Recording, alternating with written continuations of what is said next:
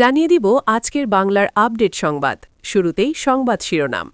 চরম সিদ্ধান্ত শেখ হাসিনার, দেশে ফিরেই আদালতে আত্মসমর্পণের ঘোষণা, থাকছে প্রতিবেদনে। রাজনীতিতে নতুন বিতর্ক, আওয়ামী লীগ ছাড়া বাংলাদেশ অচল, চঞ্চলকর তথ্য ফাঁস, থাকছে প্রতিবেদনে। ভারত বাংলাদেশ সুসম্পর্ক, তারেক রহমানের সঙ্গে সাক্ষাৎ ভারতীয় হাই কমিশনারের, থাকছে প্রতিবেদনে। ওয়াকার উজ্জামান কি হারাতে বসেছেন সেনাপ্রধানের পদ? জোর আলোচনা, থাকছে প্রতিবেদনে।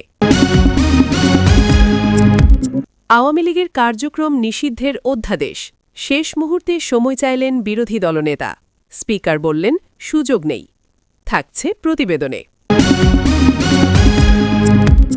এতক্ষণ শুনতেছিলেন সংবাদ শিরোনাম, এখন বিস্তারিত। চরম সিদ্ধান্ত শেখ হাসিনার, দেশে ফিরেই আদালতে আত্মসমর্পণের ঘোষণা। দেশের রাজনৈতিক অঙ্গনে তুমুল আলোড়ন সৃষ্টি করেছে এক নাটকীয় ঘোষণা।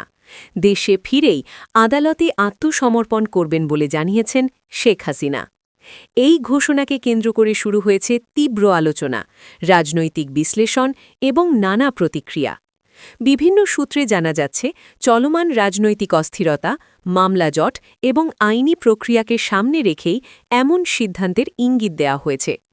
যদিও এ বিষয়ে এখনও কোনো আনুষ্ঠানিক লিখিত বিবৃতি প্রকাশিত হয়নি, তবুও ঘনিষ্ঠ মহলের বরাত দিয়ে খবরটি দ্রুত ছড়িয়ে পড়েছে এবং তা দেশের রাজনীতিতে নতুন মাত্রা যোগ করেছে। রাজনৈতিক বিশ্লেষকদের মতে, যদি এই ঘোষণা বাস্তবে রূপ নেয়, তবে তা বাংলাদেশের রাজনীতিতে একটি বড় টার্নিং পয়েন্ট হতে পারে। কারণ ক্ষমতাসীন বা প্রভাবশালী কোনো রাজনৈতিক নেতার স্বেচ্ছায় আদালতে আত্মসমর্পণ করা বিরল ঘটনা, যা জনমনে ভিন্ন ধরনের প্রতিক্রিয়া সৃষ্টি করতে পারে। আওয়ামী লীগের ভেতরে এই ঘোষণাকে ঘিরে মিশ্র প্রতিক্রিয়া দেখা যাচ্ছে বলে ধারণা করা হচ্ছে। দলটির একাংশ এটিকে সাহসী ও কৌশলগত পদক্ষেপ হিসেবে দেখছে, যা আইন ও বিচার ব্যবস্থার প্রতি আস্থার বার্তা দেয়।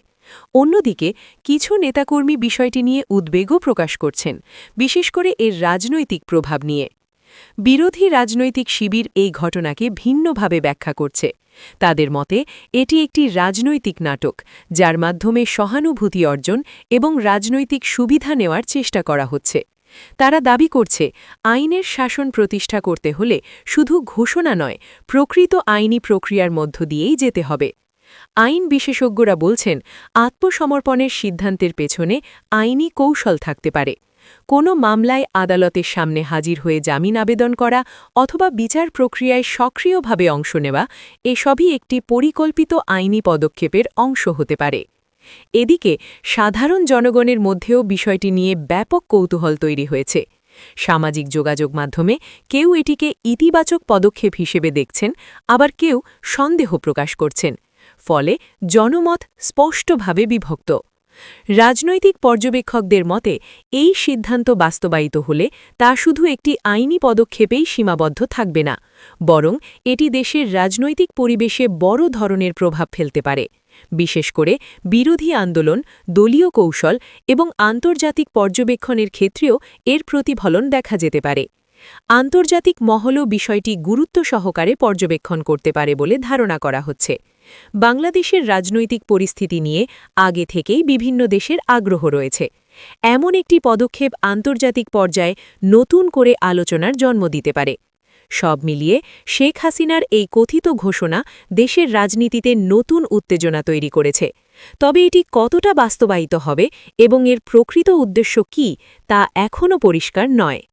পরিস্থিতি কোন দিকে মোড় নেয় তা নির্ভর করবে আনুষ্ঠানিক ঘোষণা, আইনি পদক্ষেপ এবং রাজনৈতিক প্রতিক্রিয়ার ওপর। তবে একটি বিষয় নিশ্চিত, এই ইস্যু বাংলাদেশের রাজনীতিতে বড় ধরনের আলোড়ন তৈরি করেছে এবং এর প্রভাব আগামী দিনগুলোতে আরও গভীর হতে পারে। রাজনীতিতে নতুন বিতর্ক, আওয়ামী লীগ ছাড়া বাংলাদেশ অচল, চাঞ্চল্যকর তথ্য ফাঁস। দেশের রাজনৈতিক অঙ্গনে নতুন করে তুমুল বিতর্কের সৃষ্টি হয়েছে একটি আলোচিত বক্তব্যকে ঘিরে। আওয়ামী লীগ ছাড়া বাংলাদেশ অচল, এই দাবি প্রকাশে আসার পর থেকেই শুরু হয়েছে তীব্র আলোচনা, সমালোচনা এবং রাজনৈতিক ব্যাখ্যার পাল্টাপাল্টি প্রবাহ।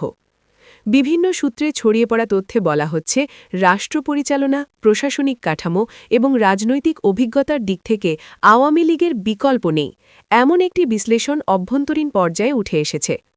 যদিও এই তথাকথিত ফাঁস হওয়া তথ্যের কোনো আনুষ্ঠানিক নথি প্রকাশ করা হয়নি, তবুও বিষয়টি রাজনৈতিক মহলে ব্যাপক প্রতিক্রিয়া সৃষ্টি করেছে। আওয়ামী লীগের ঘনিষ্ঠ মহল এই বক্তব্যকে সমর্থন করে বলছে, দলটি দীর্ঘ সময় ধরে রাষ্ট্র পরিচালনায় অভিজ্ঞ এবং প্রশাসনিক সক্ষমতা তৈরি করেছে। তাদের মতে উন্নয়ন প্রকল্প, অবকাঠামো এবং আন্তর্জাতিক সম্পর্ক সব ক্ষেত্রেই দলটির ধারাবাহিকতা রয়েছে, যা দেশের স্থিতিশীলতার জন্য গুরুত্বপূর্ণ। অন্যদিকে বিরোধী রাজনৈতিক দলগুলো এই বক্তব্যকে তীব্রভাবে প্রত্যাখ্যান করেছে। তাদের মতে এটি গণতান্ত্রিক ব্যবস্থার পরিপন্থী একটি ধারণা।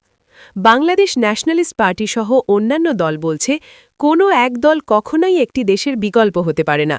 জনগণই চূড়ান্ত শক্তি এবং রাজনৈতিক বিকল্প সবসময়ই থাকে। বিশ্লেষকদের মতে এই বিতর্ক মূলত রাজনৈতিক সক্ষমতা বনাম গণতান্ত্রিক বহুমুখিতা এই দুই ধারণার সংঘর্ষ। একদিকে একটি দলের দীর্ঘমেয়াদী শাসনের অভিজ্ঞতা, অন্যদিকে বহুদলীয় গণতন্ত্রের প্রয়োজনীয়তা, এই দুয়ের মধ্যে ভারসাম্যই এখানে মূল প্রশ্ন হয়ে দাঁড়িয়েছে। রাজনৈতিক পর্যবেক্ষকরা বলছেন, এ ধরনের বক্তব্য অনেক সময় রাজনৈতিক কৌশল হিসেবে সামনে আসে। একটি দল নিজের অবস্থান শক্ত করতে বা জনমনে প্রভাব ফেলতে এমন বার্তা ছড়াতে পারে। আবার বিরোধী দলগুলো এটিকে কাজে লাগিয়ে ক্ষমতাসীনদের বিরুদ্ধে জনমত গঠনের চেষ্টা করে। সামাজিক যোগাযোগ মাধ্যমে বিষয়টি নিয়ে ব্যাপক আলোচনা চলছে। কেউ বলছেন অভিজ্ঞতার কারণে আওয়ামী লীগের ভূমিকা গুরুত্বপূর্ণ, আবার কেউ এটিকে একদলীয় মানসিকতা হিসেবে সমালোচনা করছেন। ফলে জনমত স্পষ্টভাবে বিভক্ত। এই বিতর্কের আরেকটি গুরুত্বপূর্ণ দিক হল রাষ্ট্রের প্রতিষ্ঠানগুলো কতটা দল নিরপেক্ষভাবে কাজ করছে। বিশেষজ্ঞদের মতে একটি সুস্থ গণতন্ত্রের প্রশাসন, বিচার ব্যবস্থা এবং নির্বাচন ব্যবস্থা কোনো নির্দিষ্ট দলের ওপর নির্ভরশীল হওয়া উচিত নয়, বরং এসব প্রতিষ্ঠানকে শক্তিশালী ও স্বাধীন হওয়াই প্রয়োজন। সব মিলিয়ে আওয়ামী লীগ ছাড়া বাংলাদেশ অচল এই বক্তব্য রাজনীতিতে নতুন করে প্রশ্ন তুলেছে। এটি কি বাস্তবতার প্রতিফলন নাকি রাজনৈতিক প্রচারণা, তা নিয়ে বিতর্ক চলছেই। পরিস্থিতি কোন দিকে যাবে তা নির্ভর করছে রাজনৈতিক দলগুলোর পরবর্তী অবস্থান, জনমতের প্রতিক্রিয়া এবং বাস্তব রাজনৈতিক পরিস্থিতির ওপর। তবে একটি বিষয় নিশ্চিত, এই ইস্যু সহজে থামছে না, বরং আগামী দিনগুলোতে আরও বড় আলোচনার জন্ম দিতে পারে। ভারত-বাংলাদেশ সুসম্পর্ক, তারেক রহমানের সঙ্গে সাক্ষাৎ ভারতীয় হাই কমিশনারের। বাংলাদেশ-ভারত সম্পর্ক নিয়ে নতুন করে আলোচনা শুরু হয়েছে এক গুরুত্বপূর্ণ সাক্ষাৎকে ঘিরে। তারেক রহমানের সঙ্গে বৈঠক করেছেন high commission of India in বাংলাদেশের এক জ্যেষ্ঠ প্রতিনিধি। এমন খবর প্রকাশ্যে আসার পর রাজনৈতিক অঙ্গনে সৃষ্টি হয়েছে ব্যাপক কৌতূহল ও বিশ্লেষণ। কূটনৈতিক সূত্রগুলো বলছে বৈঠকটি ছিল সৌজন্য সাক্ষাৎ, যেখানে দ্বিপাক্ষিক সম্পর্ক, আঞ্চলিক স্থিতিশীলতা এবং বাংলাদেশের রাজনৈতিক পরিস্থিতি নিয়ে আলোচনা হয়েছে। যদিও বৈঠকের বিস্তারিত আনুষ্ঠানিকভাবে প্রকাশ করা হয়নি, তবুও এর রাজনৈতিক তাৎপর্য নিয়ে জোর আলোচনা চলছে। রাজনৈতিক বিশ্লেষকদের মতে এই সাক্ষাৎ অত্যন্ত গুরুত্বপূর্ণ একটি বার্তা বহন করে, কারণ বাংলাদেশ ন্যাশনালিস্ট পার্টির শীর্ষ নেতৃত্বের সঙ্গে ভারতীয় কূটনৈতিকদের যোগাযোগ দীর্ঘদিন ধরেই একটি আলোচিত বিষয়। এমন বৈঠক দুই দেশের সম্পর্কের নতুন মাত্রা নির্দেশ করতে পারে। ইন্ডিয়া ঐতিহাসিকভাবে বাংলাদেশের গুরুত্বপূর্ণ প্রতিবেশী এবং কৌশলগত অংশীদার। দুই দেশের মধ্যে বাণিজ্য, নিরাপত্তা, সীমান্ত ব্যবস্থাপনা এবং সাংস্কৃতিক সম্পর্ক অত্যন্ত ঘনিষ্ঠ। ফলে বাংলাদেশের প্রধান রাজনৈতিক দলগুলোর সঙ্গে ভারতের যোগাযোগ স্বাভাবিক কূটনৈতিক প্রক্রিয়ার অংশ বলেই মনে করছেন অনেক বিশেষজ্ঞ। তবে এই বৈঠককে ঘিরে ভিন্ন ভিন্ন ব্যাখ্যাও সামনে আসছে। একাংশের মতে এটি ভারতের ব্যালেন্সিং কৌশল, অর্থাৎ শুধু ক্ষমতাসীন নয় বরং বিরোধী রাজনৈতিক শক্তির সঙ্গেও সম্পর্ক বজায় রাখা। এতে ভবিষ্যতের যে কোনো রাজনৈতিক পরিবর্তনের ক্ষেত্রেও কূটনৈতিক যোগাযোগ অটুট থাকে। অন্যদিকে সমালোচকরা বলছেন এ ধরনের বৈঠক দেশের অভ্যন্তরীণ রাজনীতিতে বিদেশি প্রভাবের প্রশ্ন তুলতে পারে।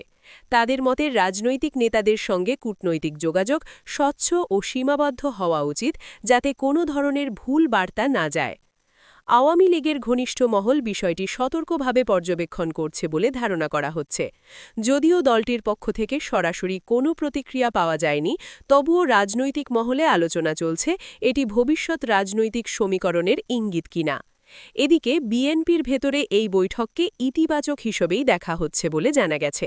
দলীয় সূত্র বলছে, আন্তর্জাতিক যোগাযোগ বাড়ানো এবং কূটনৈতিক মহলে নিজেদের অবস্থান তুলে ধরা এটি বর্তমান রাজনৈতিক বাস্তবতায় অত্যন্ত গুরুত্বপূর্ণ।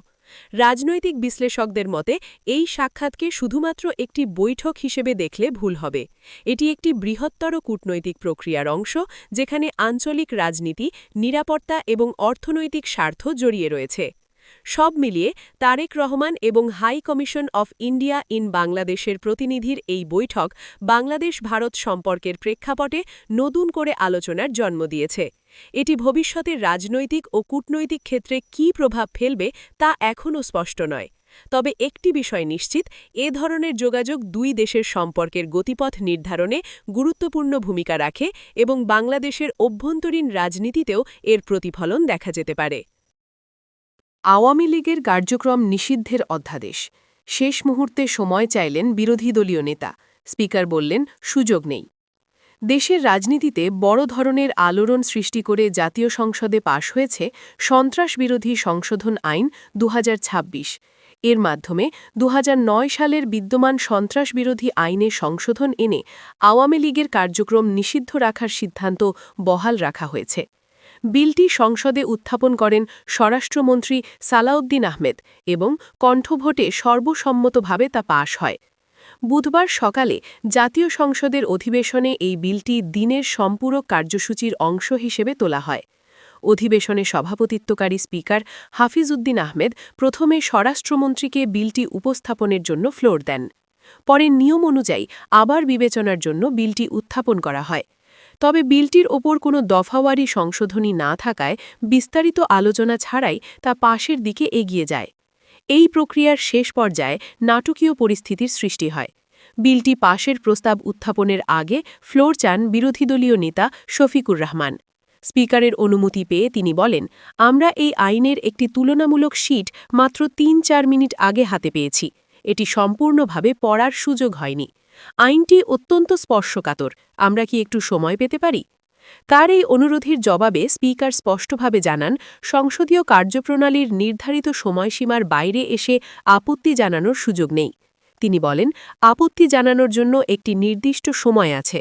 সেই সময় আপত্তি জানালে আমরা তা বিবেচনায় নিতে পারতাম, কিন্তু বিলের এই পর্যায়ে এসে আর কোনো আপত্তি গ্রহণযোগ্য নয়। বিরোধী দলীয় নেতা তখন আবারও বলেন, দুঃখজনকভাবে আমরা শীটটি এইমাত্র হাতে পেয়েছি। জবাবে স্পিকার পুনরায় তার অবস্থান পরিষ্কার করে বলেন, বিষয়টি আমরা পরে দেখব, কিন্তু এখন এই পর্যায়ে কোনো আপত্তির সুযোগ নেই। এরপর তিনি স্বরাষ্ট্রমন্ত্রীকে বিলটি পাশের প্রস্তাব উত্থাপনের আহ্বান জানান। ফ্লোর পেয়ে স্বরাষ্ট্রমন্ত্রী সালাউদ্দিন আহমেদ বলেন, এই বিলটি একটি গণহত্যাকারী সন্ত্রাসী সংগঠনের কার্যক্রম নিষিদ্ধ রাখার সংশোধনী। পূর্বের সন্ত্রাসবিরোধী আইনকে আরও কার্যকর করার জন্যই এটি আনা হয়েছে। যদিও তিনি সরাসরি আওয়ামী লীগের নাম উল্লেখ করেননি, তবে তার বক্তব্যে ইঙ্গিত স্পষ্ট ছিল। তিনি আরও বলেন, বিরোধী দলীয় নেতার নিশ্চয়ই মনে আছে, তারা এবং এনসিপির নেতারা একটি আন্দোলন করেছিলেন, যার ফলে দেশে একটি জনমত তৈরি হয়। সেই প্রেক্ষিতে এই সংগঠনের কার্যক্রম নিষিদ্ধ করা হয়েছে। নির্বাচন কমিশনও তাদের নিবন্ধন স্থগিত রেখেছে। স্বরাষ্ট্রমন্ত্রী আরও উল্লেখ করেন, দ্বিতীয় পাঠ বা সংশোধনীর পর্যায়ে যদি আপনারা কোনো প্রস্তাব আনতেন, তাহলে তা নিয়ে আলোচনা সম্ভব ছিল, কিন্তু এখন সেই সুযোগ আর নেই। এই সময় স্পিকারও তার রুলিং পুনর্ব্যক্ত করেন এবং দ্রুত বিলটি পাশের দিকে এগিয়ে যেতে নির্দেশ দেন। পরবর্তীতে স্বরাষ্ট্রমন্ত্রী বিলটি পাশের প্রস্তাব উত্থাপন করলে তা কণ্ঠভোটে সর্বসম্মতভাবে গৃহীত হয়। এর ফলে অন্তর্বর্তী সরকারের সময়ে জারি করা অধ্যাদেশ হুবহু আইন হিসেবে কার্যকর হল এবং আওয়ামী লীগের কার্যক্রম নিষিদ্ধই বহাল থাকল। উল্লেখ্য, ২০২৫ সালের ১১ মে অন্তর্বর্তী সরকার একটি অধ্যাদেশ জারি করে সন্ত্রাসবিরোধী আইনে সংশোধন আনে। সেই সংশোধনের মাধ্যমে আন্তর্জাতিক অপরাধ ট্রাইব্যুনালে বিচার কার্যক্রম সম্পন্ন না হওয়া পর্যন্ত আওয়ামী লীগের সব ধরনের কার্যক্রম নিষিদ্ধ করা হয় এবং দলটির নিবন্ধন স্থগিত রাখা হয়। তবে আলোচনার একটি গুরুত্বপূর্ণ দিক ছিল, নিষিদ্ধ ঘোষিত কোনো সংগঠন যদি গোপনে কার্যক্রম চালায়, তার জন্য আলাদা শাস্তির বিধান যুক্ত করার কথা শোনা গেলেও চূড়ান্তভাবে পাশ হওয়া বিলে সেই বিধান রাখা হয়নি। অর্থাৎ অধ্যাদেশে যা ছিল, সংসদে ঠিক সেটিই অপরিবর্তিত অবস্থায় পাশ হয়েছে। রাজনৈতিক বিশ্লেষকদের মতে এই আইন পাশ দেশের রাজনীতিতে বড় ধরনের প্রভাব ফেলতে পারে। একদিকে এটি একটি বড় রাজনৈতিক দলের কার্যক্রম নিষিদ্ধ রাখার আইনি ভিত্তি শক্ত করল, অন্যদিকে সংসদে আলোচনা ছাড়াই দ্রুত পাশ হওয়ায় গণতান্ত্রিক প্রক্রিয়া নিয়ে প্রশ্ন উঠতে পারে। বিরোধী দলের একটি অংশ ইতোমধ্যেই ইঙ্গিত দিয়েছে তারা বিষয়টি নিয়ে ভবিষ্যতে আরও রাজনৈতিক ও আইনি পদক্ষেপ নিতে পারে। অন্যদিকে সরকার পক্ষ বলছে এটি জনমতের প্রতিফলন এবং রাষ্ট্রের নিরাপত্তার স্বার্থে নেওয়া প্রয়োজনীয় পদক্ষেপ। সব মিলিয়ে সন্ত্রাসবিরোধী সংশোধন আইন ২০২৬ পাশের মাধ্যমে বাংলাদেশের রাজনীতিতে একটি নতুন অধ্যায়ের সূচনা হল। আওয়ামী লীগের কার্যক্রম নিষিদ্ধ থাকায় অব্যাহত থাকায় রাজনৈতিক ভারসাম্য, নির্বাচন ব্যবস্থা এবং ভবিষ্যৎ ক্ষমতার সমীকরণ সবকিছুতেই এর প্রভাব পড়তে পারে বলে মনে করছেন। ওয়াকারুজ্জামান কি হারাতে বসেছেন সেনাপ্রধানের পদ? জোর আলোচনা। দেশের রাজনৈতিক ও নিরাপত্তা অঙ্গনে নতুন করে জোর আলোচনা শুরু হয়েছে। ওয়াকারুজ্জামান কি সেনাপ্রধানের পদ হারাতে বসেছেন? বিভিন্ন মহলে ছড়িয়ে পড়া এমন গুঞ্জন ঘিরে তৈরি হয়েছে কৌতূহল, উদ্বেগ এবং নানা ধরনের বিশ্লেষণ। সাম্প্রতিক সময়ে সামাজিক যোগাযোগ মাধ্যম এবং কিছু অনানুষ্ঠানিক সূত্রে দাবি করা হচ্ছে সেনাবাহিনীর শীর্ষ পর্যায়ে বড় ধরনের পরিবর্তন আসতে পারে। তবে এখনও পর্যন্ত এ বিষয়ে কোনো আনুষ্ঠানিক ঘোষণা বা নিশ্চিত তথ্য পাওয়া যায়নি, ফলে বিষয়টি আপাতত গুঞ্জন হিসেবেই বিবেচিত হচ্ছে। বিশ্লেষকদের মতে বাংলাদেশ সেনাবাহিনীর মতো একটি গুরুত্বপূর্ণ প্রতিষ্ঠানের নেতৃত্ব পরিবর্তন সাধারণত নির্দিষ্ট প্রক্রিয়ার মধ্য দিয়ে হয়। এ ধরনের সিদ্ধান্ত রাষ্ট্রীয় পর্যায়ে নেওয়া হয় এবং তা আনুষ্ঠানিকভাবে ঘোষণা করা হয়। তাই কোনো নিশ্চিত তথ্য ছাড়া এমন গুঞ্জনকে গুরুত্বের সঙ্গে গ্রহণ করার আগে সতর্ক থাকা প্রয়োজন। নিরাপত্তা বিশ্লেষকদের একাংশ বলছেন দেশের বর্তমান রাজনৈতিক অস্থিরতা এবং পরিবর্তনশীল পরিস্থিতির কারণে এ ধরনের আলোচনা সামনে আসতে পারে। অনেক সময় রাজনৈতিক অনিশ্চয়তা বাড়লে রাষ্ট্রের গুরুত্বপূর্ণ প্রতিষ্ঠানগুলোকে ঘিরেও নানা ধরনের জল্পনা তৈরি হয়। অন্যদিকে আরেকটি মত হচ্ছে এ ধরনের গুঞ্জন ইচ্ছাকৃতভাবেও ছড়ানো হতে পারে, যার উদ্দেশ্য হতে পারে বিভ্রান্তি তৈরি করা বা নির্দিষ্ট মহলের উপর চাপ সৃষ্টি করা। ফলে বিষয়টি কেবল প্রশাসনিক নয়, রাজনৈতিক দৃষ্টিকোণ থেকেও গুরুত্বপূর্ণ হয়ে উঠেছে। সরকারি বা সামরিক সূত্র থেকে এখনও পর্যন্ত কোনো প্রতিক্রিয়া না আসায় জল্পনা আরও বাড়ছে। তবে অতীত অভিজ্ঞতা বলছে এ ধরনের গুরুত্বপূর্ণ পদে পরিবর্তন হলে তা হঠাৎ করে নয়, বরং সুপরিকল্পিত ও আনুষ্ঠানিক প্রক্রিয়ার মধ্য দিয়েই হয়ে থাকে।